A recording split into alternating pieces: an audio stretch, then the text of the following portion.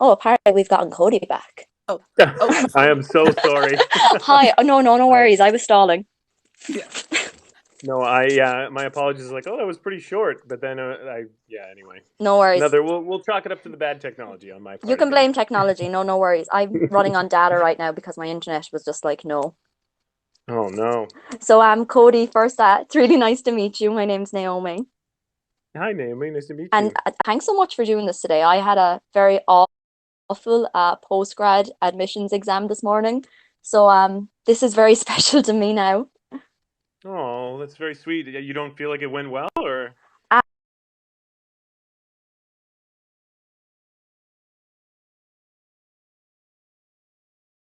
Good language. Yeah, good on you. Yeah, you're I would lucky. fail all questions. Yeah, you're lucky I'm not accidentally speaking it right now. Well, I appreciate it. Perfect. Okay. So I've a question prepared and then I've also some questions from a friend of mine who was very Of nice to course. loan them to me. So I suppose my first question would be, so in fandom culture we see a lot of discussion of, what did Klaus and Dave, they spent 10 months together in Vietnam, and I think it's to vest in my interpretation and your interpretation as well that they wanted to continue that.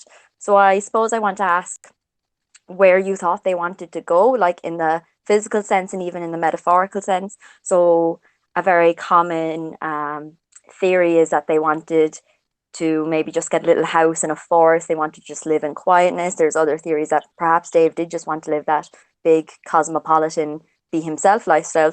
So, I suppose just in your own understanding of what you think they would have wanted together post Vietnam.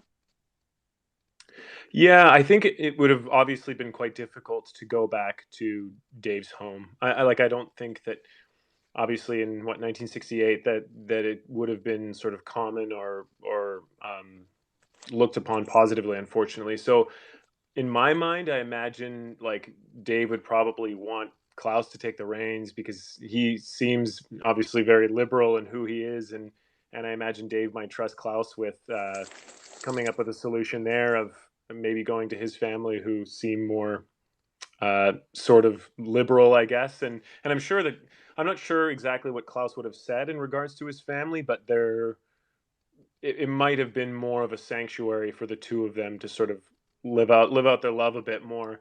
Um, yeah, I think that there would definitely be not hesitation about his sort of care for Klaus, but like the reality of their situation in 1968 coming from Dave's perspective. So Mm-hmm. it would be difficult, I think, to sort of concretely plan a Yeah. future in terms of like going to a specific place. But yeah, I think that maybe you're right. Somewhere isolated. Yeah, because you Sounds imagine, appealing and they sounds. were in a very bleak place. So obviously they would have needed a fantasy, like, oh, when we get to this place, oh, when we do that. And Yeah, yeah, they're probably fueled by emotions a lot too. But I feel like maybe after the war, there was probably some talk about yeah finding a place on their own, or hmm Klaus trying to bring Dave back to his family. Because I think from Klaus's point of view, it wouldn't have been a big deal, right? Especially coming from 2019 to bring him back to his family, whether that be maybe even bring Dave to a different time. Like it could yeah, have been to bring Dave forward in time as well too. yeah, There there might have been speculation as to some different options where yeah they can settle a bit more because it does. You're right. I think there's a sense of peace to Klaus and there's a sense of maybe wanting to settle. yeah. So And there's a yeah. very nice like symbiotic relationship to them, the way you're talking about Dave Hmm. wanting Klaus to kind of give him a solution to who he is, and not saying that he doesn't understand that, but that you think Klaus would be in control of that situation. And then we view Klaus as someone who never had control of a situation. So knowing that there's someone there who trusts him, I think that's very special. And I think that's really nice. Yeah, exactly. You're right. Yeah. That relationship. Yeah. So that actually did answer one of my other questions about 2019. So I have two more questions, if that's okay. Of course. Yeah. Yeah, yeah. So I think we wanted to talk about Dave's journey towards accepting himself as a gay man in the 1960s. So when we meet him as Calum, it's a very different person in terms of acceptance to when we meet Dave in Vietnam. And I'm just wondering if you have any idea of a timeline towards that. Yeah, I mean, because obviously when we go back to 1963, like that situation with his uncle, Mm, like that might have been even more formative, that we don't know how that would have impacted Dave, 5 year or whatever. Um, so it's tricky, right? Because Dave wouldn't have had that experience in the timeline that we see me, right? yeah, So there may have been maybe a little less shame around it, and there more of a sense of Dave accepting that in himself. I think that it definitely still wouldn't be open.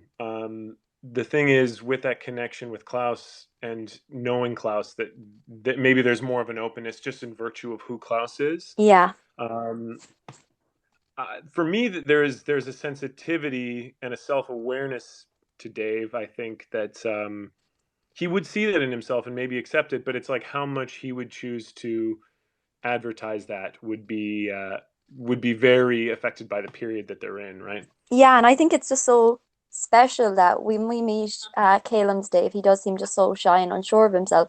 And then we meet the Dave who marches right up to Klaus on the bus to introduce himself. And I just like that obviously he's gone through a transition to come to that comfort.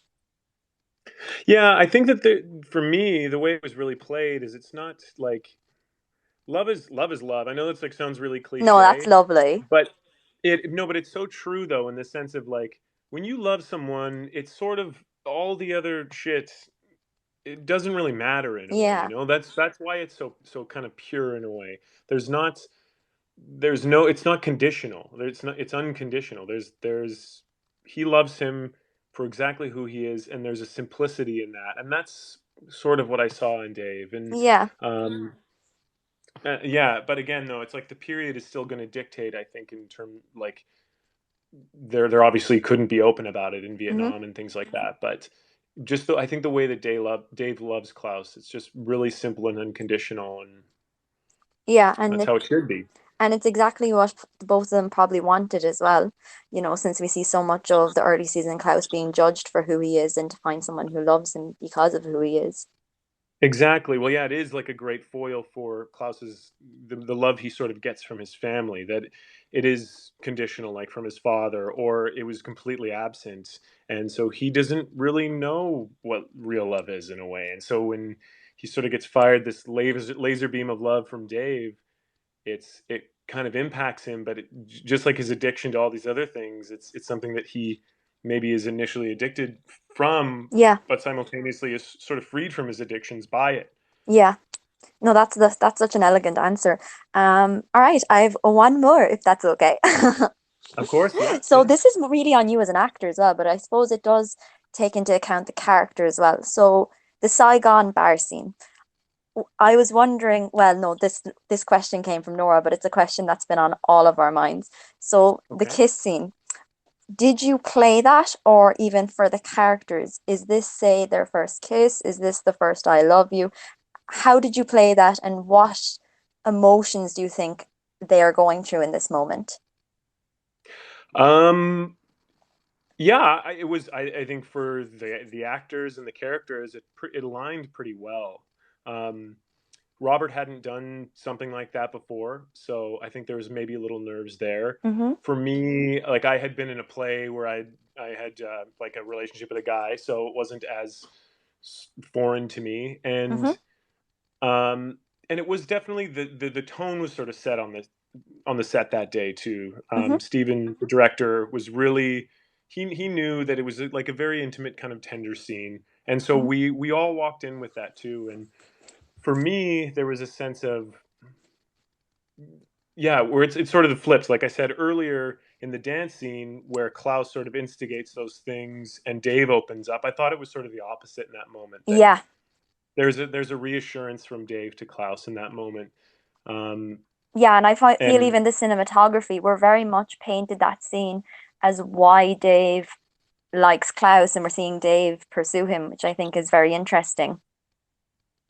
Well, yeah, and it's obviously like, not to sort of attribute it to alcohol and things like that, but you strip away those inhibitions a little bit, and the purest form of what is happening is comes out, Yeah, and I think that's just what it was in that moment. That there's an opportunity where they're alone.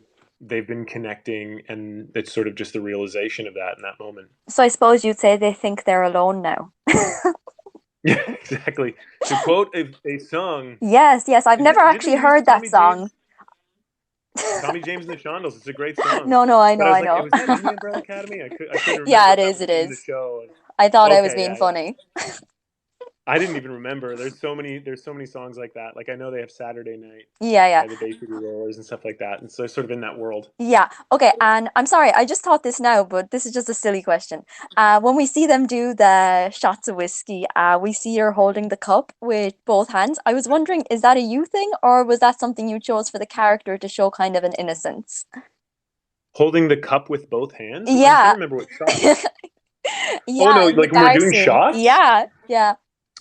Well, we kind of wrapped our arms. I didn't realize I was holding it. Oh no, you want to know what? I You actually had it was with you had the cup with two hands.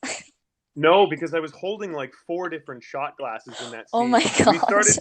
We started to really go off the rails with that stuff, and it was funny. It was really fun shooting that. So I'm actually not holding one cup. I'm holding like four shot So glasses Dave here. is a So I tank, had is to what you're sort of saying. yeah, I had to kind of cube them all together in this weird formation in order to get it down. And because we were just shooting so many of these shots that Yeah. like Robert and I started to, poke fun at it a little bit. And we're like, okay, this is getting ridiculous. Like we're just sort of going with it. And it felt really natural. So yeah, I started to do a little bit of goofier things with that. I actually love that. Like we all thought it was just a glass and just Dave was sipping it like, but the fact that it's four shots is just amazing.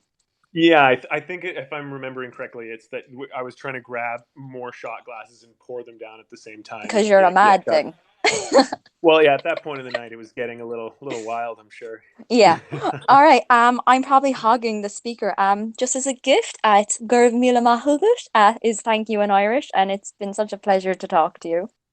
Oh, well, I really appreciate it. I wish I knew how to say you're welcome, Tá but foilte I'll rois. say it in English. What's that? Tá foilte rois. Ta forse Roche? Rois. Roche. Okay, Yeah. great. Sorry. No worries. I will not repeat it for fear of sounding like a fool. No worries. Have a good evening. Yeah, you as well. Thank you.